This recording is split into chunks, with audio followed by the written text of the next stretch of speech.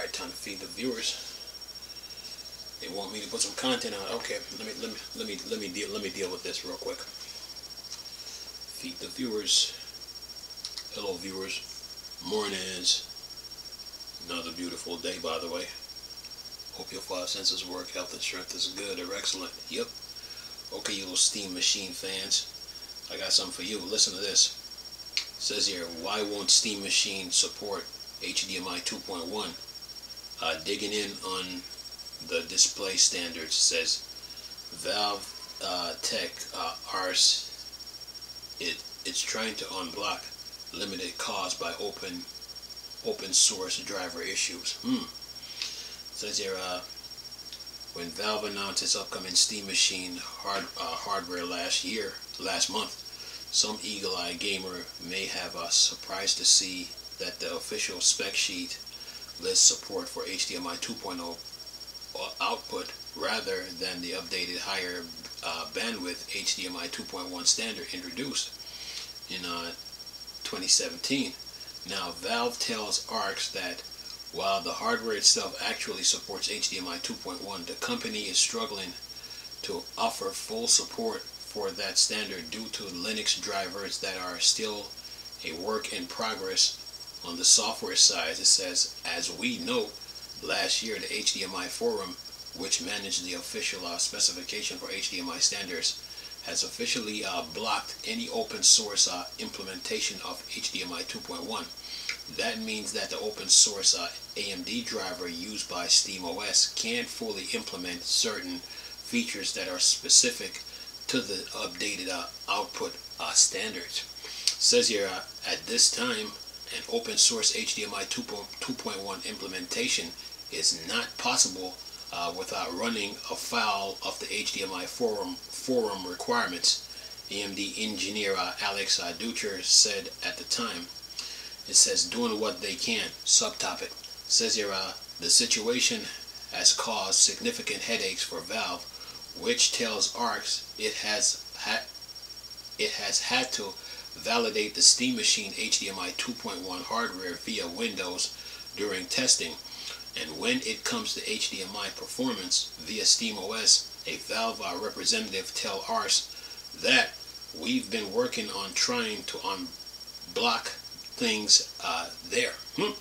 Says here, that includes unblocking HDMI 2.0 resolution and frame rate limits, which max out at 60 Hz for a 4K output. According to official standards, Valve tells ARX it has been able to increase that limit to the 4K at 120 Hz listed on the Steam Machine spec sheets, though thanks to a technique called Chroma sampling, deep learning super sampling, but now we got Chroma sampling technology.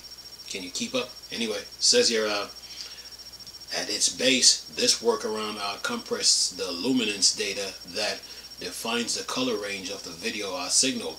That means SteamOS can maximize the resolution and frame rate it can squeeze through the more limited bandwidth allowed by Linux HDMI 2.0 driver.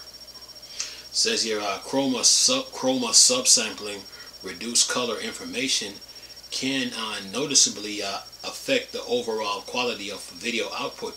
According to most accounts, still the display tester at RTINGS, that's RTINGS, suggests that it shouldn't significantly affect picture quality, and that's only some PC games that have a strong focus on text might suffer from slightly blurrier on-screen words. In some cases, and players that want to avoid the issue can use the Steam Machine display port 1.4 output. It says, which supports even more bandwidth than HDMI 2.1 and which can be converted to an HDMI signal with a simple dongle. And then on the display chart here, what do we have here? We have low frame rates, we got intermediate frame rates, and we got higher frame rates. Yeah, says there The lack of full HDMI 2.1 support also limits how Steam Machine will handle adaptive sync refresh rates.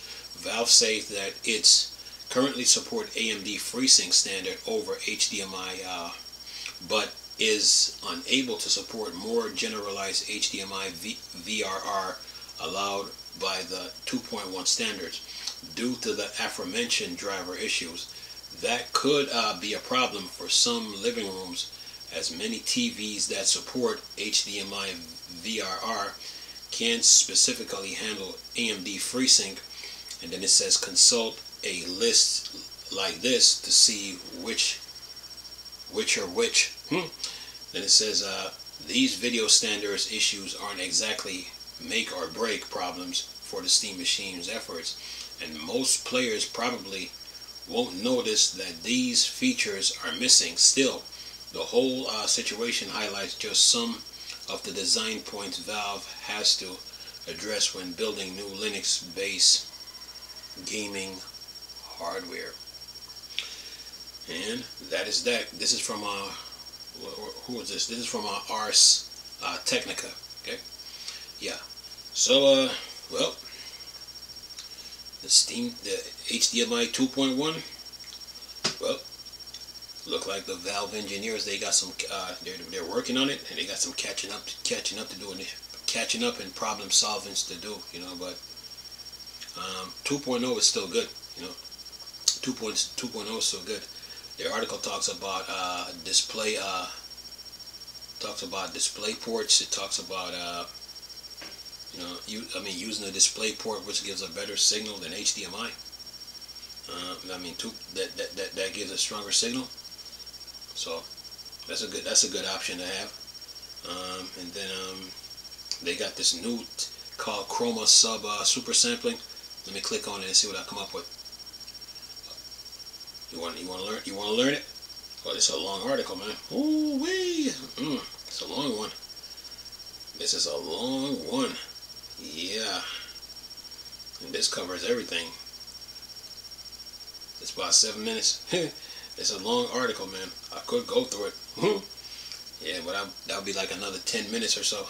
Let me see if we get a crack at this. What it says, a comprehensive guide to Chroma subsampling. It says, Chroma subsampling is a method of encoding an image or video with less chroma data than luma data.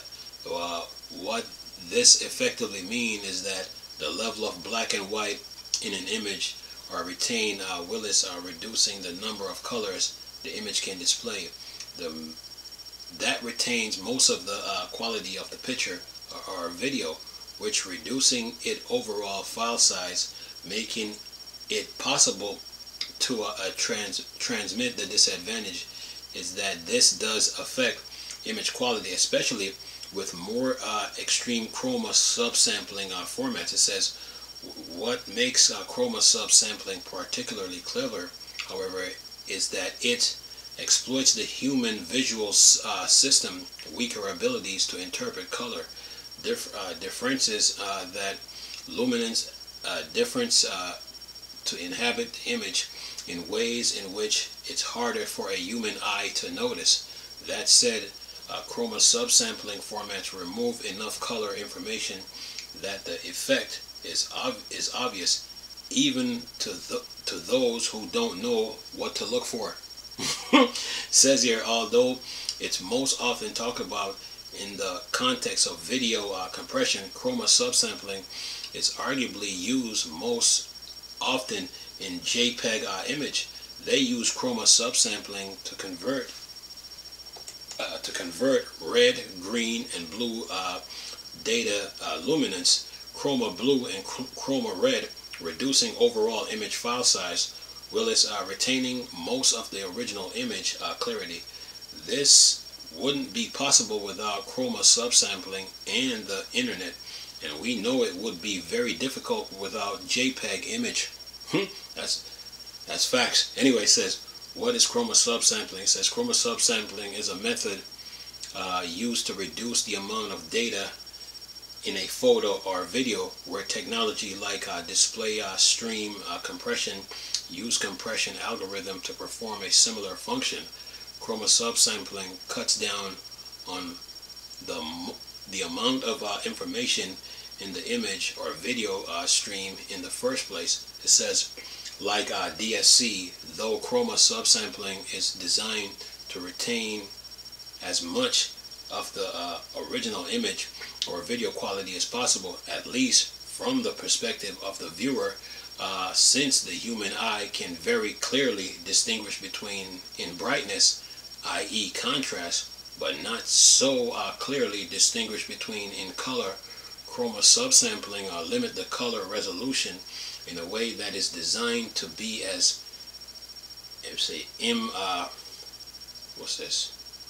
imperceptible as possible. It says here that reduction in color information means that a greater quality of luminance information can be transmitted, instead allowing for higher resolution or refresh rates to be displayed than might otherwise be possible. This enables older generation of HDMI and DisplayPort cables to transmit video at resolution and refresh rate that might otherwise fall outside of their specification. It can also be used to help reduce the total bandwidth of image and video transmitted over the internet. Like in the creation of JPEG image, it says there are different types of Chroma subsampling, typically referred to as Chroma sampling formats. They involve different levels of Chroma subsampling, from standard to mild to more extreme. Example with very limited color information. It says Chroma subsampling format. It says there are 4 typical Chroma subsampling formats designated by a string of 3 numbers in the form of a ratio, such as 4.4.4 or 4.2.2.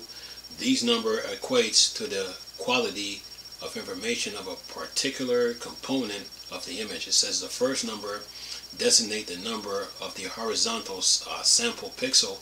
So in both of the previous examples, that would be 4.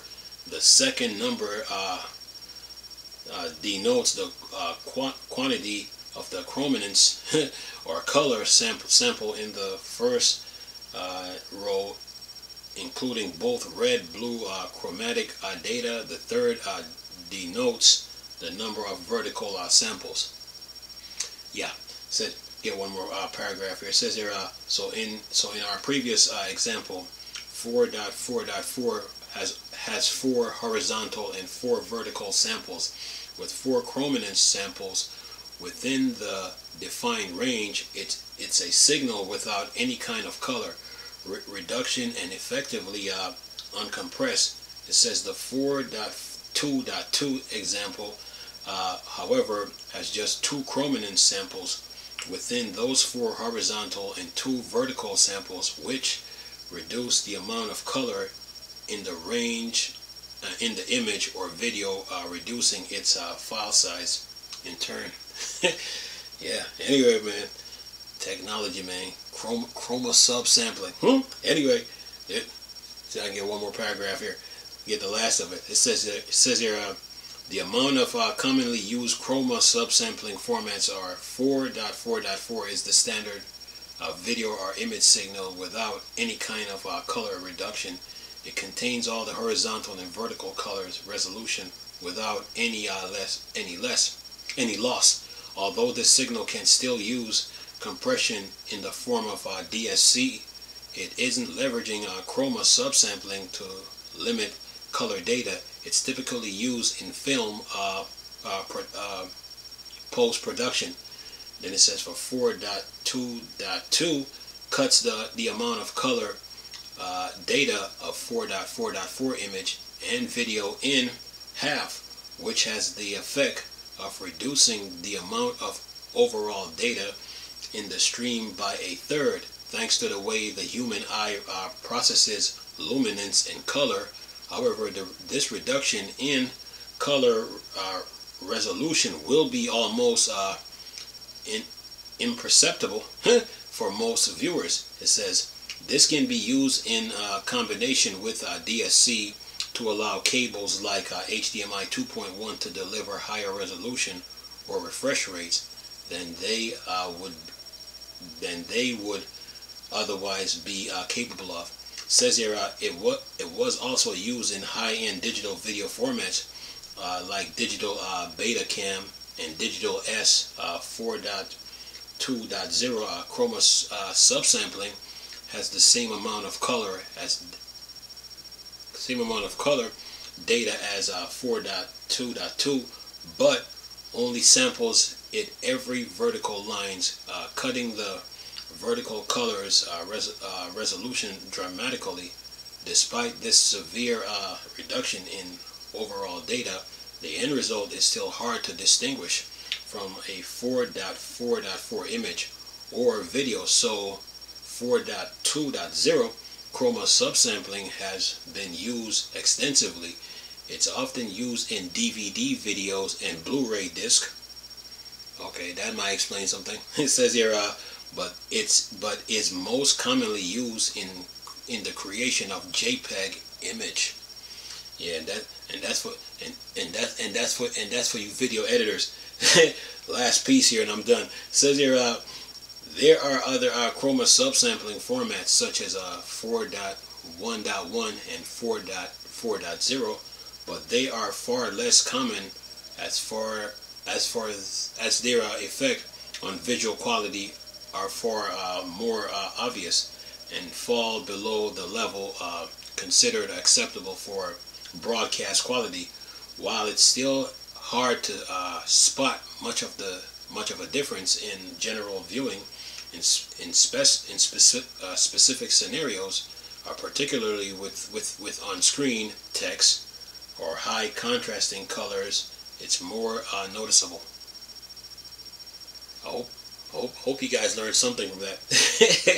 Anyway, man, so yeah, if technology, then they have a little diagram here showing the difference between it has what's this GR, and then what's this CR, CB, and then YC, then it has the YCR and then CB, and it shows the different color patterns. And it has 4.4.4 and then 4.2.2, 4.2.0, 4.1.0, and then 4.4.0.